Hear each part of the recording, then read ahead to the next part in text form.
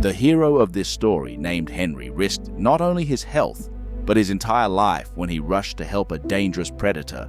He did this simply because he couldn't bear to watch an animal in distress that would surely not survive without help. Sometime later, Henry encountered this predator again, but now the circumstances were different. This time, it was a human in mortal danger who needed help. An elderly man named Henry lived all alone in the forest wilderness. One winter day, he went fishing as usual.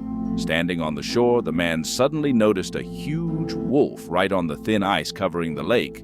The predator was far enough away that it didn't pose a danger to the human. From the animal's behavior, Henry understood that this wolf was still very young and inexperienced. Most likely, the beast had ventured onto the ice to quench its thirst. The animal had no idea what risk it was exposing itself to.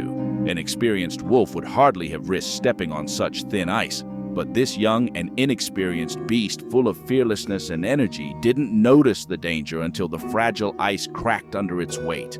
The crack that sounded was simply deafening. The next moment, the wolf fell into the icy water.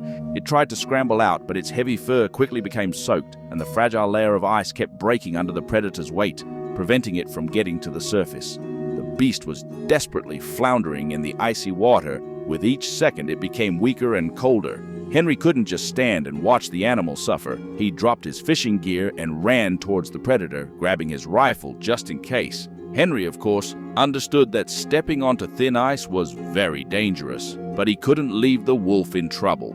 First, Henry assessed which side the ice was most solid. Then the man began to crawl towards the drowning predator. Finally approaching it, Henry carefully grabbed its paws and pulled it towards himself.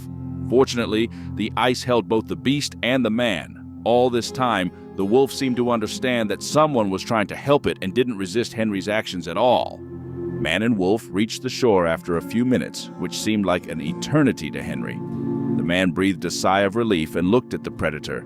It just lay on the snow. It was unable to get up due to hypothermia and weakness. Henry realized that this time, too, he couldn't leave the wolf in trouble. After all, if he abandoned the beast, it would most likely die here. Henry didn't have much strength left either, but he still dragged the wolf to his house.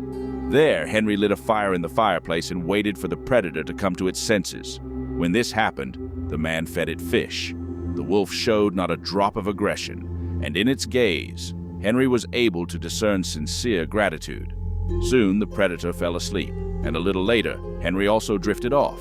When the man woke up, the wolf was no longer in the house. The door to the outside was left ajar. Henry smiled. It was good that everything ended well and the wolf had fully recovered. Several months passed. Spring came. Henry's son and grandson visited him from the city. They all went fishing together. The boy ran along the shore, enjoying the beauty of nature, while Henry and his son were fishing. At some point, the adults lost sight of the child. When they saw him again, they were horrified. The boy was standing near some bushes, and a huge bear was approaching him. The predator had just awakened from hibernation, and it was apparently attracted by the smell of fish.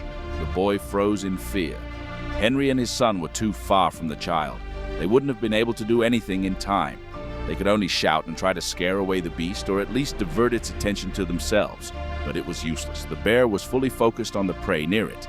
Suddenly, a huge wolf jumped out of the bushes. It was the same wolf that Henry had once pulled out of the water. The predator, with its legs spread wide and growling menacingly, stood between the child and the bear. The bear stopped, but it clearly had no intention of giving up and leaving. But when several more wolves appeared nearby, the bear finally retreated, probably deciding that it would have to fight long and desperately for this prey. After that, the beast disappeared into the forest thicket. When Henry and his son ran up to the boy, the wolf signaled to the pack not to touch the people. Then, making sure that the bear would definitely not return, the predator headed after the rest of the wolves, and all the animals disappeared among the trees. The people stood on the shore for a long time, not believing that they had actually been saved. It seemed like a real miracle, but Henry knew.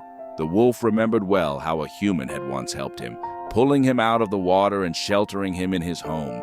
And now Henry and his entire family were under the protection of this gray predator. See you soon.